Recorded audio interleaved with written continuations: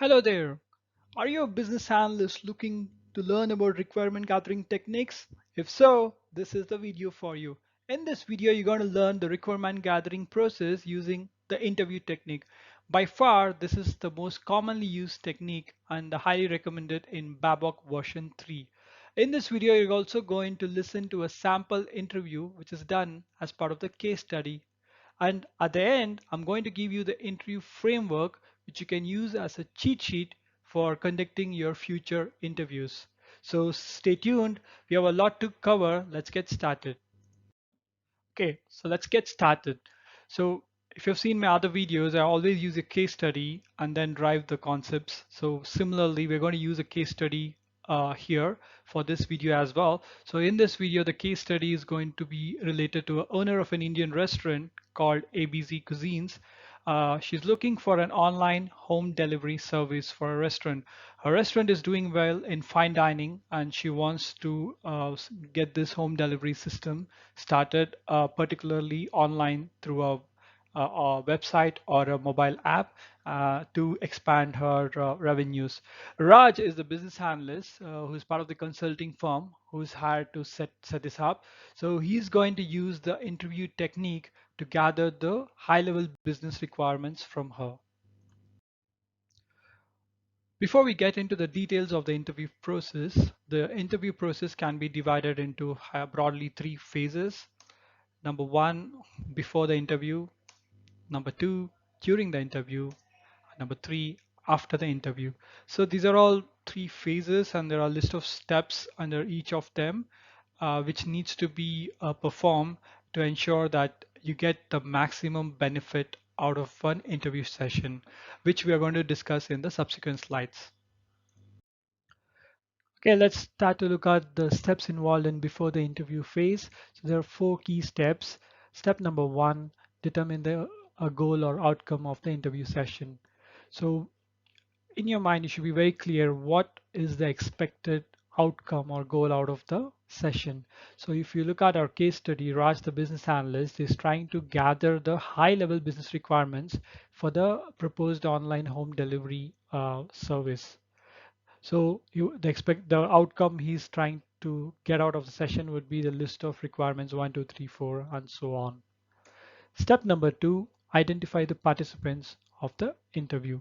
So this is one of the things which a project manager or a sponsor would be able to help the business analyst in ideal project scenario.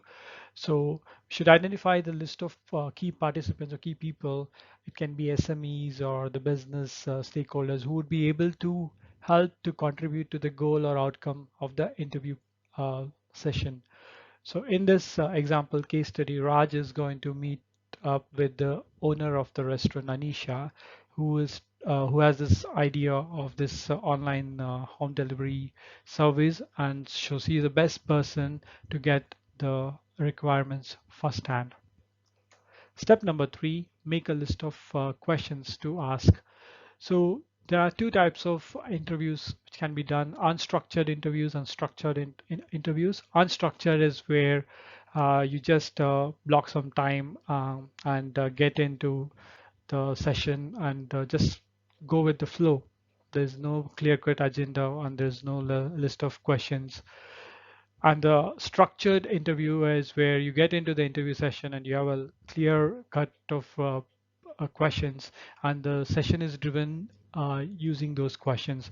From my experience, and the best type of approach for requirement gathering is the structured interview process.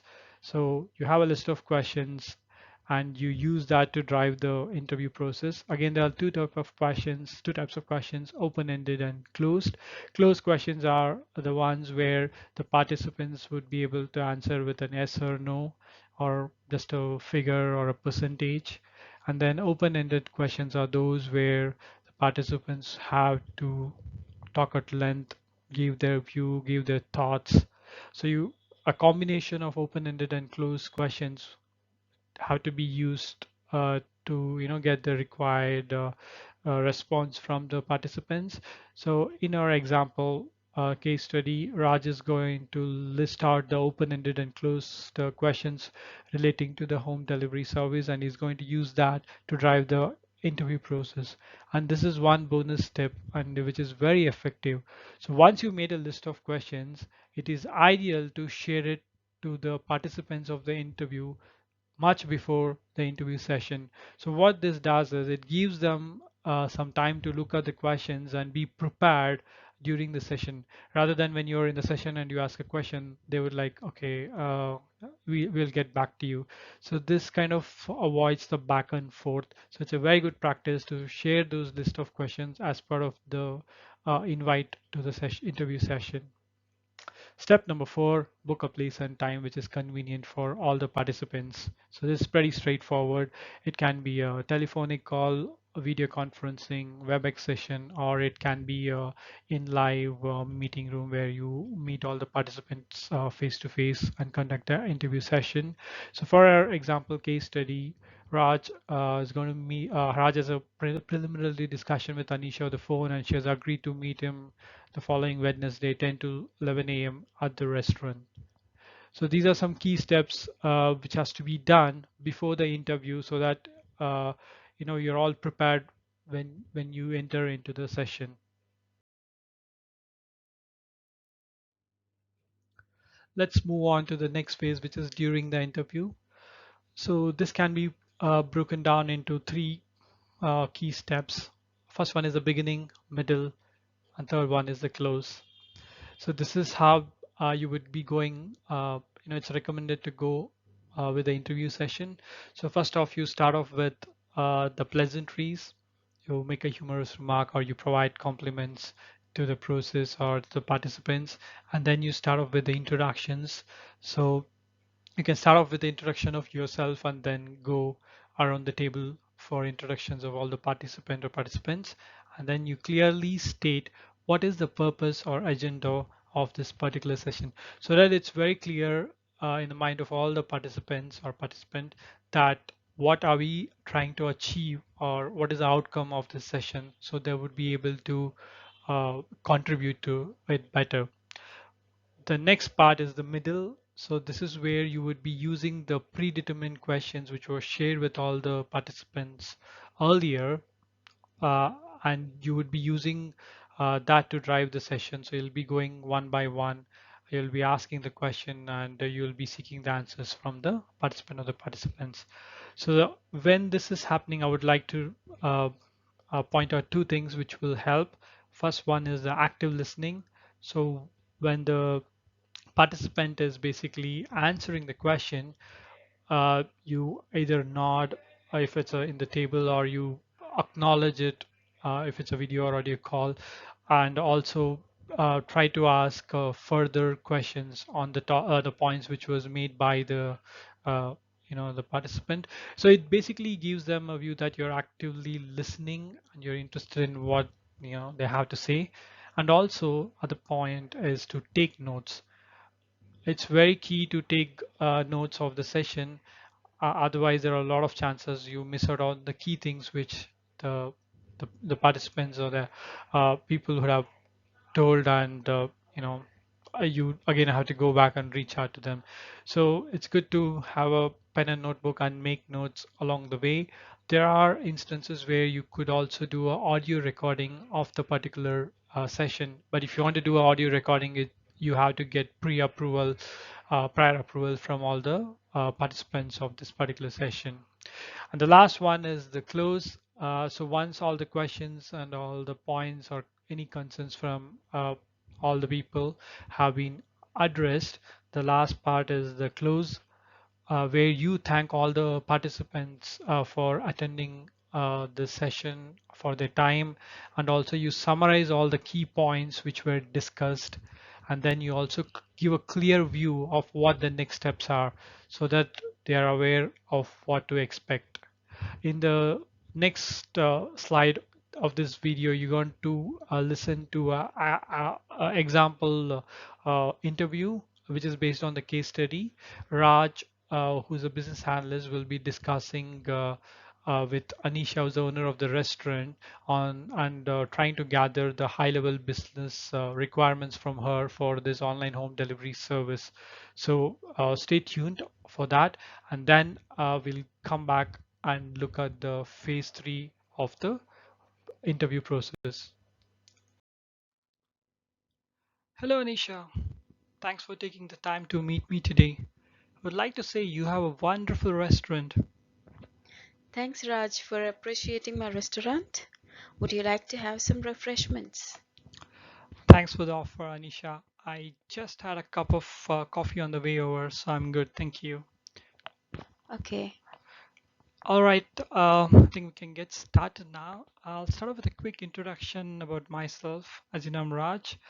I have close to 10 years of experience in business analysis and software development. I have a good experience in developing the online applications and the mobile apps which you're looking for, Anisha.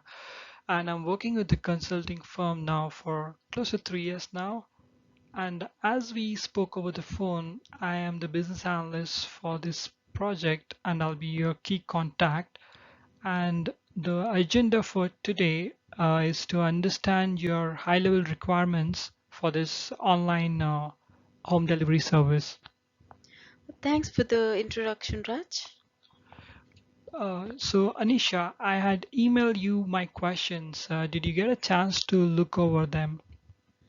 Yeah, I'm glad that you sent me the questions in advance. I got some time to look at them and think about what I really want. Glad you found it helpful. Then we'll get started with the first question.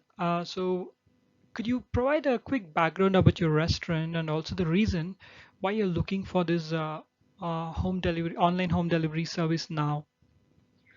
Sure. To begin with, I started this restaurant 5 years back. As of now, we have four branches across the city. My restaurant has always interested people who are interested in Indian cuisines. Now we have started catering for lunch and dinner for the office going crowd through phone booking. Um, but it is leading to several repeated questions like what's on the menu, how much it costs, how long it takes, and there will be several phone exchanges regarding the address, landmarks, confusions, like, and then accepting cash payment is a real big challenge. We have to arrange for exact changes to pay for the customers. I thought that an online platform would eliminate all these hassles. Moreover, we are planning to scale up our business, and as you know, such large volumes cannot be handled through the normal phone booking, and definitely the online channel will help us to deliver better.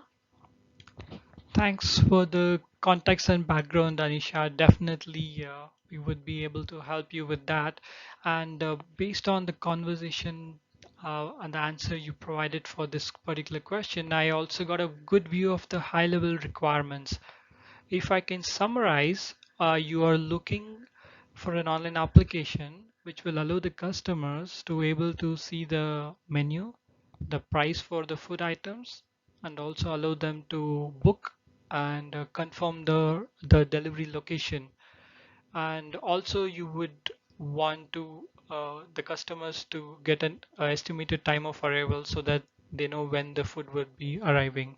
So this will ease a lot of things from a customer's perspective and avoid questions for you.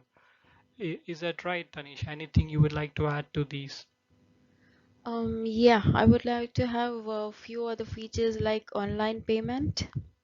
Then you can show the progress of the food delivery, like preparation of the food, then whether the food is being picked up by the delivery boy, and so on. And also they can show the previous order so that the customers who want to reorder will find it helpful. Great. I think those are really useful, helpful features from a customer perspective. I'll get it added to my list now. I had a couple of more questions. So, what is the volume of the orders which you're expecting through this online platform, so that we can ensure that the server handles the traffic? As of now, it is around 1,000 orders a month, but by the year end, we are planning to scale it up to 1,000 orders a month. 10,000, sorry. Okay, okay, great. I made a note of that.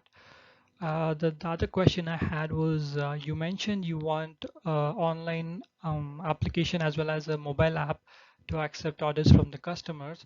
So I was just looking from a prioritization perspective. Do you want both of them to go live together, or can we have the website first and then we can roll out the mobile app, or vice versa? As you know, we have our website, and so web application is our priority. And once we are comfortable using that, I mean, when the customers are comfortable using that, we can slowly start building the mobile application. Okay, great. I think I got a view of that from a customer facing requirements. Let's just quickly talk about the staff side of things. What are the features or requirements which you're looking for, so which will help your staff to effectively deliver these orders to the customers? Yeah, we would like to have a staff portal which will be managed by our managers on site, and the manager should be able to get a pop-up whenever a customer orders their food. And once the food is ready, the delivery boy should be able to see the address of the customer, and he should be able to locate the address and navigate conveniently. Okay, got it. Great. I think we can work with that. And is it all right, Anisha, if you can just let me to have a look at your back-end operations and also a walkthrough of how the things work currently for this phone booking, like how do you deliver orders using the phone, so that I can try to model it accordingly on the similar lines and also can try to address any pain points which the team might have now. Sure, I can arrange for a walkthrough with my manager. Is it fine? Yeah, that would be great. Thank you. Perfect. I think those were the questions which I had over my list, so I've covered all of them. Is there any other things you want to discuss or you want to highlight at this moment, Anisha? As of now, there is nothing. I'm looking forward to it. Uh, Okay. Fine, Anisha. So just to summarize, we discussed the customer-facing requirements and the staff side requirements for this online application, and also your manager would be giving a walkthrough of the operations, what how it's operating now. And post that, what I will do is I'll go back to the office. We'll come up with a prototype of this website application and also mobile app, which will give you a view of the screen navigation, the look and feel. And then I'll come back here to go over them for your review. And also if there's any additional detailed requirements, I can get that added. So once you're happy with it, then I'll send it across to our IT team to start the development. Is it all right, Anisha? yeah, that's perfectly fine, Raj. Sending my manager in.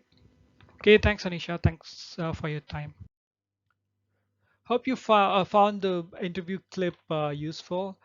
Coming to the last phase of the interview process, which is after the interview, this is a pretty straightforward step. It's a single step process, which is share for confirmation. So in this step, what you're going to do is you're going to organize all the requirements which was gathered in the interview session, and then you're going to share it with the participant or participants for their confirmation, so that if there's anything which was missed out, it can be added, and if it was anything captured incorrectly, it can be rectified now itself rather than finding out in like couple of weeks into development. So this is a very key step to ensure that the requirements are captured correctly and there's nothing missed out from the interview process. So in our example, Raj would make a list of all the business requirements, which is the staff facing and also, sorry, the customer facing and also the staff requirements to Anisha, just for confirmation so that he has captured everything which was discussed in the session. That covers the interview process. So what we have done here is just created a cheat sheet, which you can use it for all your next requirement gathering interview sessions. So it summarizes what we just spoke about in this video. It has the three phases: before, during, and after the interview, and all the steps for each of those process, which is to determine the goal, identify the participants, make a list of questions, book a place and time, and during the interview, beginning, middle, closing, and after the interview, share for confirmation. So this is provided as a link in the description below. So you can click and download the PDF version of it, and you can use this as a cheat sheet for planning the interview, conducting, and also confirming the results of the interview process. That's a wrap. Thank you so much for you watching this video till the end. Did you enjoy this video? If so, I would request you to please go ahead and subscribe to our channel right now. We post videos regularly on business analysis techniques, tools, and tutorials so that you will be notified on any new videos which will help in improving and making your business analysis practice better. And I'll also request you to like the video and also share it with your friends who would be interested. Thank you so much again, and until the next video, bye bye.